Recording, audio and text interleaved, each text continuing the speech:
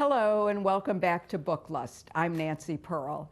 My guest today at Folio Seattle is novelist, mystery writer Sujata Massey. Hi, I'm happy to be here. Well, I'm so happy you made the trip here, and we're in this wonderful book-lined room at Folio Seattle. So tell me how your mystery writing career began. Oh, it's been a rather long one. It began in Japan many years ago in the early 1990s when I was living there for a couple of years when my husband was a young officer in the Navy. And I didn't have much to do with myself, so I started trying to write a mystery. And that first mystery was about a young Japanese-American woman called Rei Shimura. And I have devoted about 11 books to her adventures. And now I'm writing a whole new mystery series set in India. Yes, with Perveen Mystery. Yeah. is the main character, a young woman, barrister. She's actually a solicitor. A solicitor. I always get those two confused. Yeah, the solicitors are the lawyers who do not speak in court, but they're the ones that do all kinds of paperwork type legal procedures. And in those days, women were not allowed to address the bar, but they could work as solicitors. And yes, and so the ones set in Japan with a Japanese-American woman were set in the present, right? That's right. And this new series is historical India. I mean, India before independence. Yeah, the Perveen novels start in 1921. Right. And the early 20s was a good period for me to write in. World War I was over, so I would not be involved in that type of a story. Right. But women didn't yet have the right to work as the barrister, as I was explaining. Right. So there was a lot of freedom fighting going on too. Mahatma Gandhi was active and living in Bombay. He was a lawyer, and so he was doing all kinds of work that Perveen would have learned about. So I feel like with this time period, I can write about women's rights, I can write about Indian rights, and then there's also that fabulous 1920s world with the cars and the cocktails and you know, it's just a little bit before the Deco period, so I enjoy that a whole lot. And at the time of this book, the early 20th century, 1/3 of the lawyers in Bombay were Parsis. So that makes it very likely for such a small minority population to be so active in law, made it more likely that women would be encouraged in that profession because there was this whole network of Parsi lawyers there. Oh, that's fascinating. Well, are you someone who, when you're reading for pleasure, are mysteries what you read, or what are you reading? Oh, I definitely read mysteries for pleasure. I love old mysteries.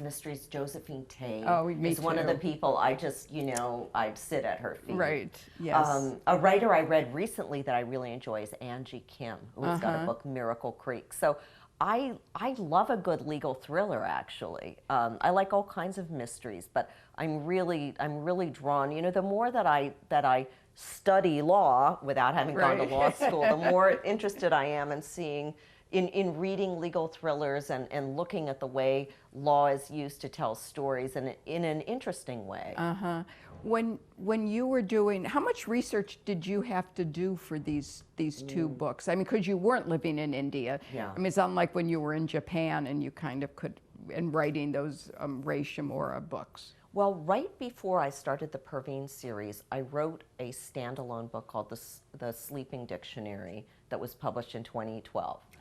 And that book, actually 2013, that book had a whole lot of India research. So I sort of did years for The Sleeping Dictionary, including a lot of research on the history of women professionals in India and women in the freedom movement.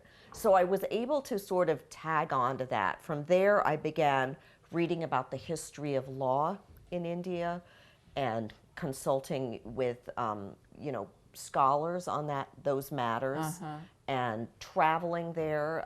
Fortunately, I have relatives who live in Mumbai. And so I was able to go and visit a lot of the places and get a lot of good leads on what to do. And so you sort of imbued yourself with India, and was able to transport yourself back to the 1920s. Yeah. For these. Well, one of the nicest things about Mumbai is there are big sections of South Bombay that are still preserved. I mean, there are buildings, there are hotels you can go into that were around at the turn of the century, like the Taj Mahal Palace right. Hotel. There are social clubs like the Royal Bombay Yacht Club. There are Parsi eating clubs. There is the old police building. It's all there. So it's really a writer's delight to be able to work in a city where the historic preservation has been so excellent.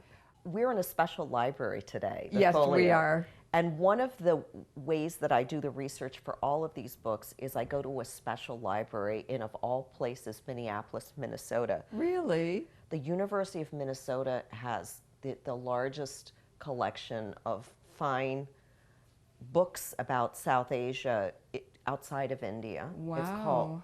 It's called the Ames Library of South Asia. And it's like a freestanding library within a larger building. You know, it's sort of like it's like half a basement, I would say. But it's completely books about South Asia. And when I go there, I'm able to walk through the stacks and pull out these old memoirs. And I've found memoirs of people that lived in British India, and there might have only been 10 of them printed, and one will be at the Ames Library. Wow. These very rare books, and I can find government records, and that's really how I get the flavor of what's going on. I mean, libraries like this are the lifeblood for a writer, Yeah, especially someone definitely. writing historical fiction. For me, the hardest part was devoting as much time as I did to her backstory. The Widows of Malabar Hill, which is the first Right. book in this series, is a mystery about it's about violence against women, Right. and or women's rights, I should say. You know, violence against women is part of it, the threat of it, money being taken away from widows, people being confined in a section of the house. All of that is the active story about, you know, what's going on and the death. Right. But in order to make it a more vivid story, I needed to write about why Perveen cared so much about women's rights, and why, as you know, a woman with an elite background, she wouldn't just go along and just do paperwork. Right. You know, Why do it the was so paperwork for the important widows. to her. So for me, I had to kind of explore what had happened to her in a prior relationship, a Right. romantic relationship, and sort of bring the reader along in a way that it was interesting, but not too horrifying. Right. Yes. Yeah. Yeah. Do you outline for, you know, when you're doing these books? Do you know what the resolution is going to be? I do outline. I might not know the resolution when I start my outline, but usually within a couple of months of writing, I can add that last bit in. But outlining is helpful for me. It helps me set up who are the characters, and makes me think about their motivations. And that way they're not just like these stock pieces. Right. You know, that's what separates mysteries, I think, that, you know, that there's a whole lot of emotion and motivation behind characters versus just like playing roles. I don't want to just write a whodunit. I want to write why done it, and create unforgettable characters that you want to meet with again. So, You know, I think the more international mysteries that people read, the more tolerance grows, honestly. So share them with your friends.